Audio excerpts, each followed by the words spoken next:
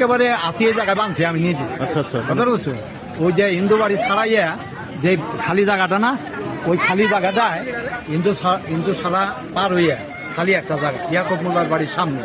আমি এই মোড়ে খাড়া দেখ পালাচ্ছি যে এই যে আতিটা ইমন ভাবে ব্রেক করাইছে গাড়িতে, গাড়ির ড্রাইভার অটোওয়ালার সামাল দিতে পারে নাই, চালু গাড়ি সামাল লাইছে। পরে ওই অটো সাইড দিবার যাইয়া ওই গাড়ি গেছে উল্টে।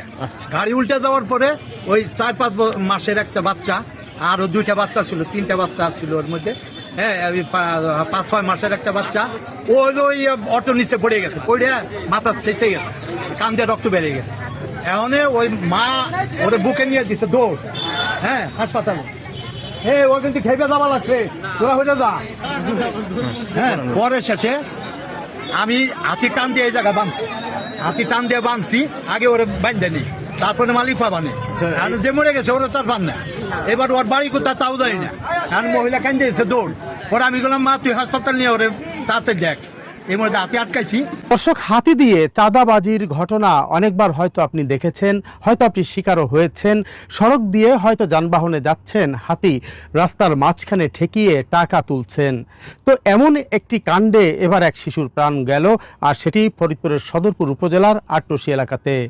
স্থানীয়রা বলছেন রাস্তায় যানবাহন ঠেকিয়ে ওই হাতি দিয়ে তার মাহুত টাকা তুলছিলেন, জোর করে অনেকের থেকে টাকা তুলবার চেষ্টা করছিলেন।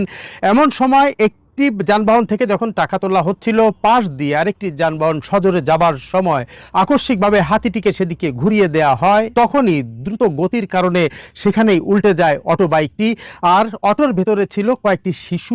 উল্টে যাওয়ার সময় ছোট বাচ্চা, 6 মাসের বাচ্চা, 6-7 মাসের, সে পড়ে যায় নিচে, আর ঘটনাস্থলেই তার মৃত্যু হয়। এমন দুঃখজনক ঘটনার পর সেই হাতিটিকে আটক করেছে এলাকার মানুষ, এবং তারা সেই মাহুতকেও আটক করে পুলিশে দিয়েছে। চলুন আমরা কিছু কথা সেখানকার মানুষের মুখ থেকেই শুনে আসি।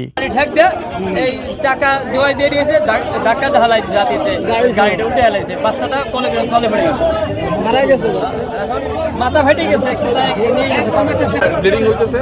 পরে তারা সবাই ধরে যে হাতি যে চালাইতেছিল আমরা বলতে চাই এটা অনাকাঙ্ক্ষিত ঘটনা, এটা কাঙ্ক্ষিত ঘটনা। কারণ যারা এই হাতি পুষে তারা বরাবরই এইভাবে হাতি নিয়ে বাইরে বের হয়ে 1-2টা ঘটনা ঘটে। তাই আমরা বলতে চাই এটার বিচার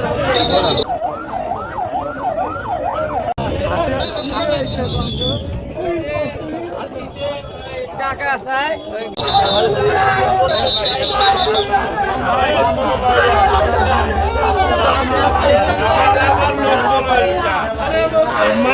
বাবা